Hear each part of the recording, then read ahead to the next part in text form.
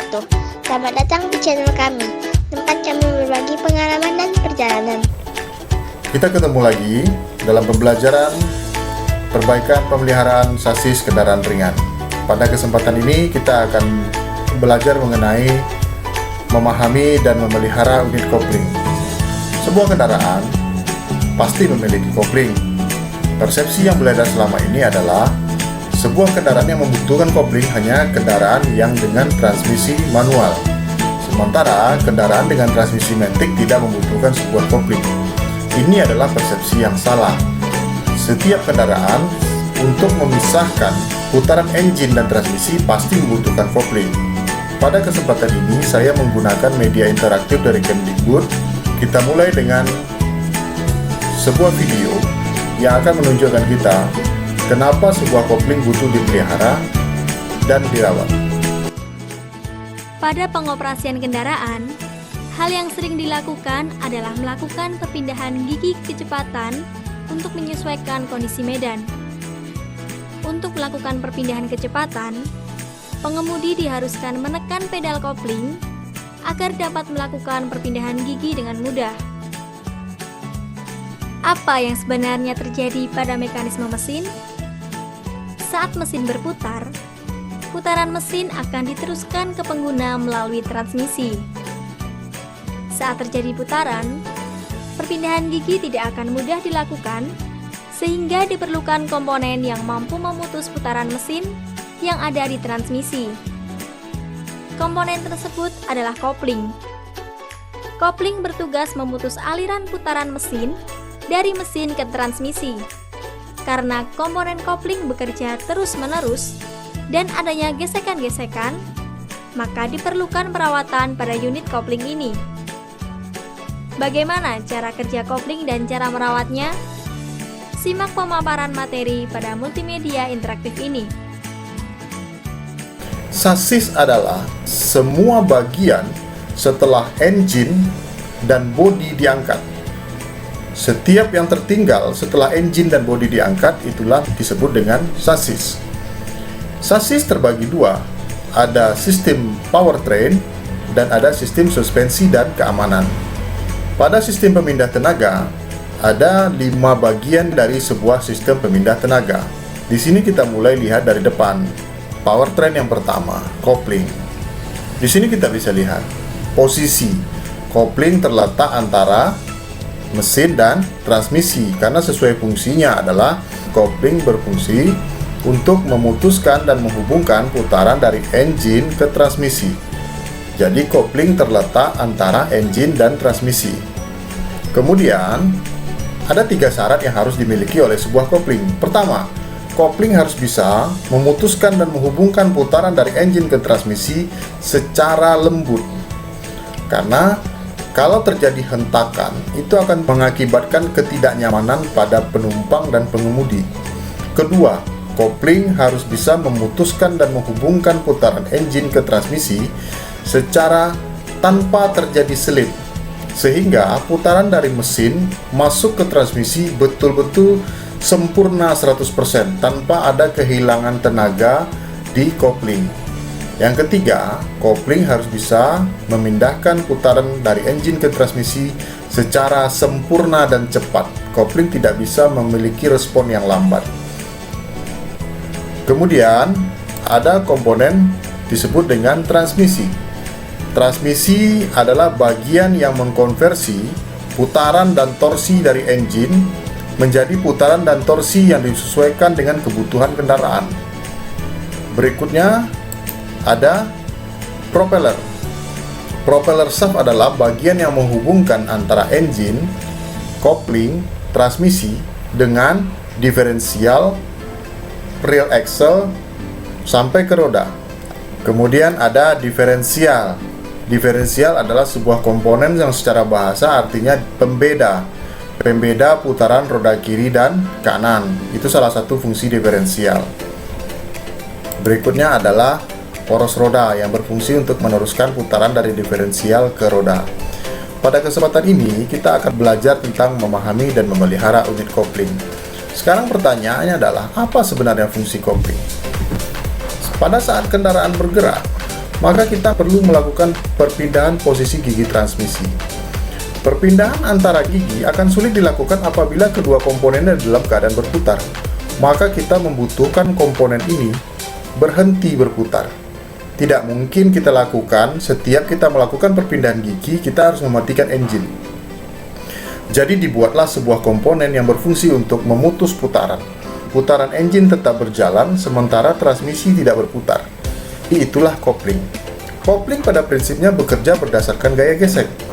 Jadi gesekan yang terjadi antara dua buah benda, inilah cara kopling bekerja. Ini adalah sebuah ilustrasi dari prinsip kerja sebuah kopling. Bagian yang berputar kita anggap sebagai putaran dari flywheel yang merupakan output dari sebuah engine. Bagian yang tidak berputar kita anggap sebagai input shaft dari transmisi. Bagaimana sebuah kopling dapat menghubungkan dan memutuskan putaran antara engine dan transmisi?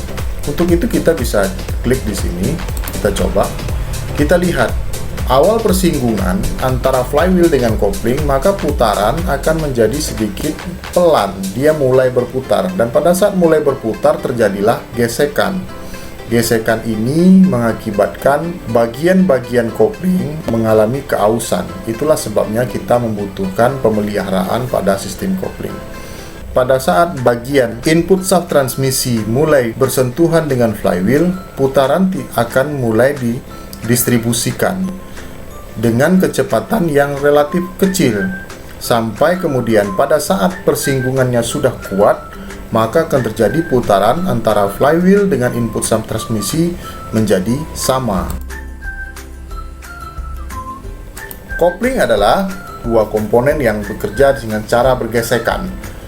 Kopling pada posisi normalnya adalah selalu berhubungan. Tetapi pada saat memulai melepaskan dan mulai menghubungkan, maka akan terjadi gesekan. Kopling bisa kita lihat berdasarkan jenis-jenisnya, pengelompokannya. Kalau kopling berdasarkan bidang gesek, ada kopling disebut juga dengan kopling gesek piringan. Jadi kopling gesek piringan yang sering digunakan pada mobil, ada sebuah piringan yang menjadi perantara antara plat penekan dengan sebuah flywheel, di mana di tengah-tengahnya dijepitkan sebuah piringan, di mana piringan itulah yang terhubung dengan input shaft transmisi. Berikutnya kita lihat nanti bagaimana sebuah kopling piringan bekerja dan bagaimana sih bentuk real dari sebuah kopling piringan. Di sini kita juga bisa lihat sebuah foto yang menunjukkan tentang kopling piringan. Ada juga disebut dengan kopling cone, kopling konis atau kopling kerucut, di mana ada dua buah bidang, yang satu berbentuk kerucut bagian dalam, satu berbentuk kerucut bagian luar, maka dia akan bersinggungan dengan cara mulai bergesekan pada saat persinggungan di bidang gesek kerucutnya sudah mulai terjadi. Itu jenis-jenis kopling menurut bidang geseknya. Terus kemudian ada kopling berdasarkan jumlah piringan. Para siswa sekalian pasti pernah dengar, ada kopling ganda, ada kopling plat banyak, ada yang 5, ada yang 3, ada yang 6. Jadi pada sepeda motor umumnya digunakan kopling dengan jumlah plat yang banyak, sementara pada mobil digunakan rata-rata menggunakan kopling dengan plat tunggal. Di sini kita bisa lihat ada jenis kopling plat tunggal, ada jenis kopling plat ganda atau plat banyak. Jadi kopling plat tunggal ini jelas secara bahasa dikatakan kalau jumlah koplingnya hanya ada satu piringannya. Sementara kopling plat ganda atau plat banyak ini adalah kopling yang memiliki jumlah plat koplingnya banyak. Kemudian berdasarkan media kerja.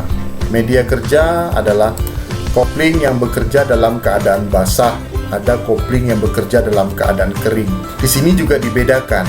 Kopling basah ini biasa digunakan pada sepeda motor, di mana unit koplingnya yang memiliki plat banyak tadi, unit koplingnya terletak di dalam bak kopling, di mana bak kopling ini memiliki oli di dalamnya, sehingga kopling ini selalu berada dalam keadaan basah.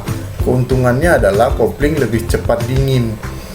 Sementara kopling plat kering ini adalah sebuah komponen kopling yang sama sekali memang tidak boleh basah, tidak boleh terkena oli, dan tidak boleh terkena grease. Karena pada saat terkena oli atau terkena grease, maka itu akan mengurangi kekuatan, bahkan menghilangkan kekuatan jepitannya.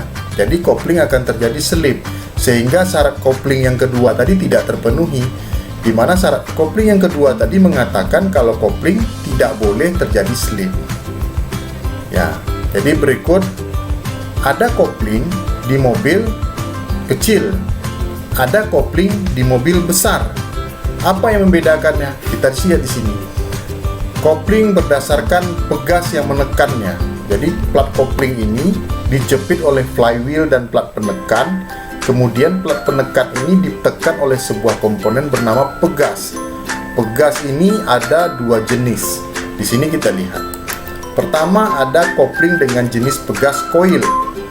Jadi di dalam sebuah rumah kopling ada sebuah kopling dengan pegas coil. Di dalamnya ada pegas coil kecil-kecil.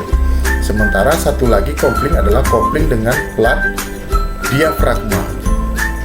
Plat diafragma ini adalah sebuah kerucut baja yang beri sirip-sirip terus kemudian menjadi pegas diafragma, sehingga pada saat ujung di dalam ditekan, jadi seperti ini. Pada saat bagian dalamnya ditekan, maka bagian luarnya akan cenderung bergerak keluar, sehingga dia akan menarik plat penekan dan sehingga plat kopling bebas dari tekanan flywheel. Ini adalah jenis-jenis kopling yang sudah kita pelajari. Jadi pada poin ini kita bisa dapat komponen dari sebuah sistem pemindah tenaga. Di sana ada kopling, transmisi, poros propeller, ada diferensial dan poros roda. Kemudian kita dapat poin lagi fungsi kopling. Fungsi kopling adalah memutuskan dan menghubungkan putaran dari engine ke transmisi. Terus kemudian kita dapat syarat-syarat kopling apa? Kopling harus dapat memindahkan putaran dari mesin ke transmisi secara lembut. Kemudian, kopling harus dapat melakukan pemindahan putaran dari engine ke transmisi tanpa terjadi slip. Yang ketiga, kopling harus dapat melakukan perpindahan tenaga dari engine ke transmisi dengan sempurna dan cepat. Terus kemudian kita dapat jenis-jenis kopling. Ada kopling berdasarkan bidang geseknya, kemudian ada kopling cone atau kopling kerucut. Terus kemudian kopling berdasarkan jumlah platnya. Di situ ada kopling plat tunggal, ada kopling plat banyak. Terus kemudian kopling berdasarkan media kerja. Di situ ada kopling basah dan ada kopling kering. Terus kemudian kopling berdasarkan pegas penekannya. Di situ ada kopling dengan plat penekan menggunakan pegas coil, dan ada kopling dengan plat penekan menggunakan pegas diafragma. Sampai di sini dulu pembelajaran pada saat ini. Nanti pertemuan berikutnya kita akan lanjutkan dengan komponen, cara kerja, dan pemeriksaan serta perawatan kopling. Semoga bermanfaat. Billahi taufiq wal hidayah. Assalamualaikum warahmatullahi wabarakatuh.